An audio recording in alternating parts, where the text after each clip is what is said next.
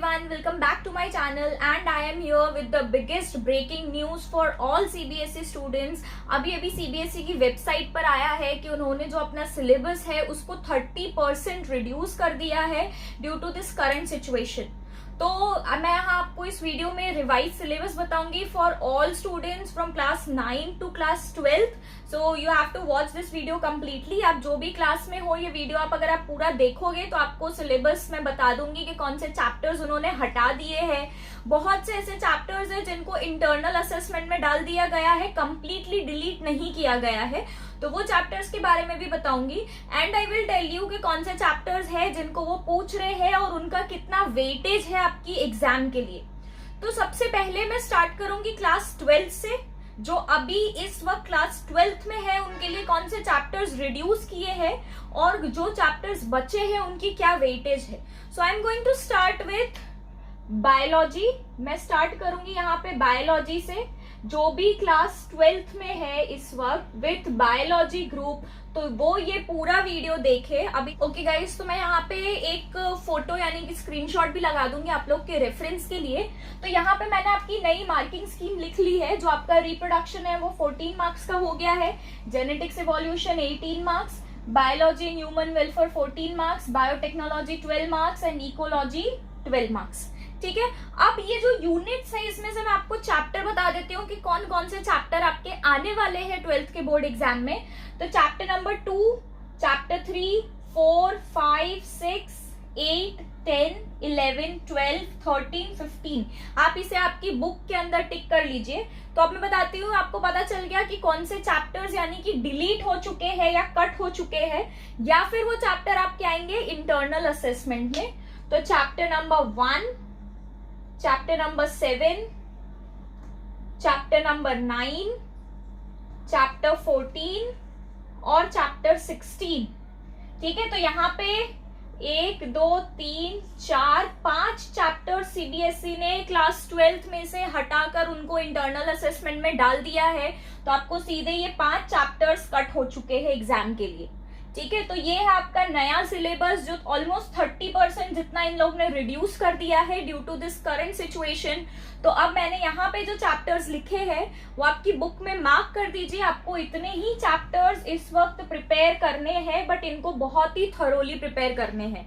और यहाँ पे मैंने डाल दिए हैं इनके मार्क्स, कितने मार्क्स के होंगे।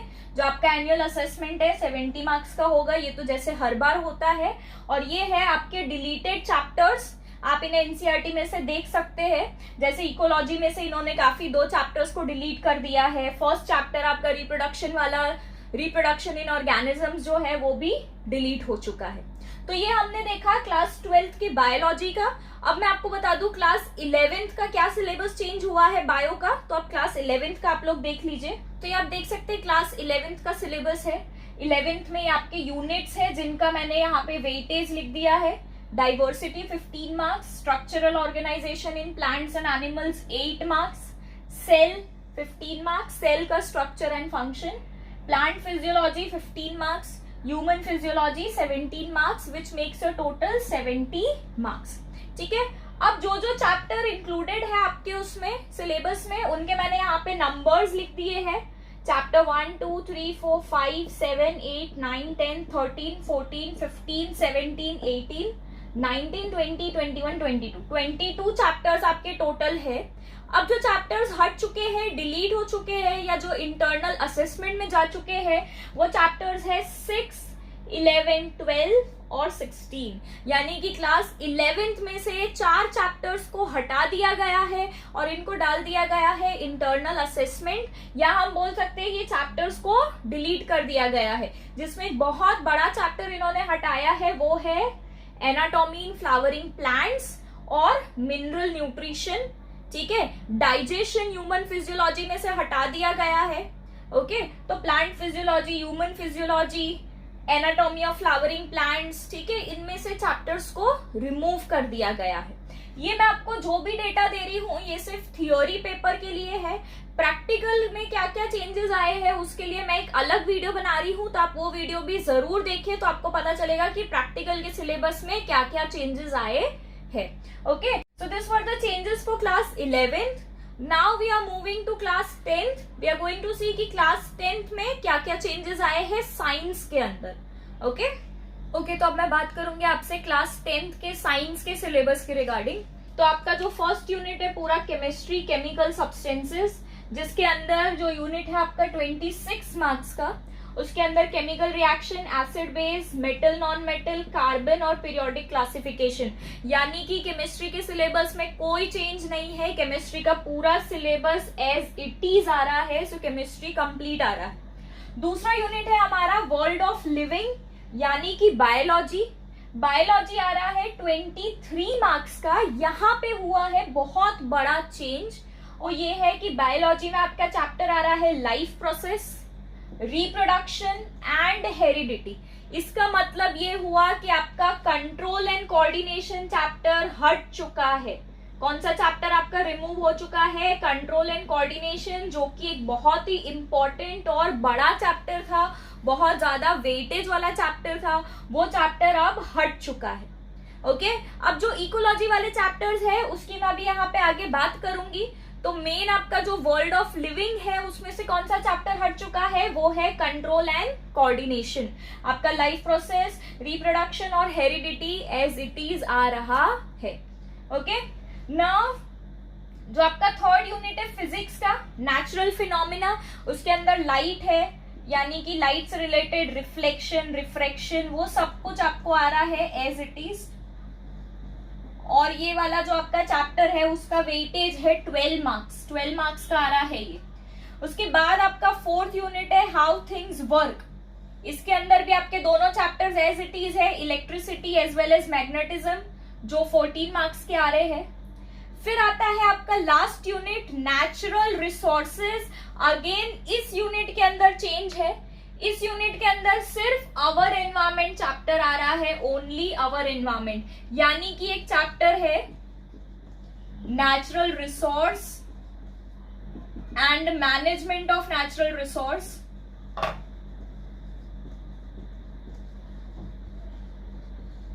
ये चैप्टर आपके हो चुके हैं कट, और साथ में जो मैंने आपको बताया कंट्रोल एंड कोऑर्डिनेशन भी आपका हो चुका है कट। यानी कि आपका जो साइंस का सिलेबस है, साइंस के अंदर आपके 3 चैप्टर्स कट हो चुके हैं, control and coordination, natural resource and management of natural resource. अब बात यह है कि जो मैनेजमेंट ऑफ नेचुरल रिसोर्स है इसको इंटरनल असेसमेंट में रखा गया है। इंटरनल असेसमेंट का मतलब ये है कि ये चैप्टर आपको स्कूल में क्विज के फॉर्म में, ऑनलाइन टेस्ट के फॉर्म में ये लोग पूछ सकते हैं, और बाकी ये जो दूसरे चैप्टर है उनको रिमूव कर दिया गया है। 80 मार्क्स का आपका पेपर होगा, 20 मार्क्स आपका इंटरनल असेसमेंट होगा, जो कोई भी चैप्टर के थ्रू होगा, या आप होमवर्क सबमिट कर रहे हो, असाइनमेंट कर रहे हो, उसके बेसिस पे होगा। Okay, so this was about class 10। अभी प्रैक्टिकल सिलेबस के लिए मैं एक दूसरा वीडियो बना रही हूँ जिसमें आपको पता चलेगा कि प्रैक्टिकल के सिलेबस में क्या क्या चेंजेस हुए हैं। ठीक है, तो मेन आप सबके लिए बड़ी न्यूज ये है कि control and coordination has been removed, which was a very big and important chapter in biology. Okay, now let us move to class 9th syllabus. तो क्लास 9th के साइंस के सिलेबस में भी एक बहुत बड़ा चेंज आया है। यहाँ पे आप देख सकते हैं जो आपका फर्स्ट यूनिट है matter, it's nature and behaviour, जो कि केमिस्ट्री वाला पार्ट है, तो उसके अंदर जो 27 मार्क्स का है उसमें आपको फर्स्ट चैप्टर है nature of matter, particle nature and basic unit and structure of atom. ठीक है, इसके बाद एक चैप्टर है जिसको हटा दिया गया है, या आप उसे कंसिडर कर सकते हो इंटरनल असेसमेंट में। ओके, तो आपका जो फर्स्ट यूनिट जो है 27 मार्क्स का केमिस्ट्री, उसमें नेचर ऑफ मैटर है, यानी कि इज मैटर, जो फर्स्ट चैप्टर है is matter around us pure, structure of atom. अब इन्होंने क्लैरिटी नहीं दी है कौन सा चैप्टर रिमूव किया है, बट मेरे अकॉर्डिंग एटम्स एंड मॉलिक्यूल्स को केमिस्ट्री से शायद तक हटा दिया गया है। ठीक है, हो सकता है ये हो भी चैप्टर, क्योंकि इन्होंने चैप्टर का नाम नहीं दिया है, बस इतने चैप्टर्स को इंक्लूड किया है, तो most probably atoms and molecules को हटा दिया गया है। अब बात करते हैं बायोलॉजी की, जो 26 मार्क्स का होगा, और इसमें सबसे बड़े चेंजेस आपको दिखाई देंगे। बायोलॉजी के अंदर सिर्फ 3 चैप्टर्स आ रहे हैं, वो है cell, tissue health and disease का मतलब है why do we fall ill.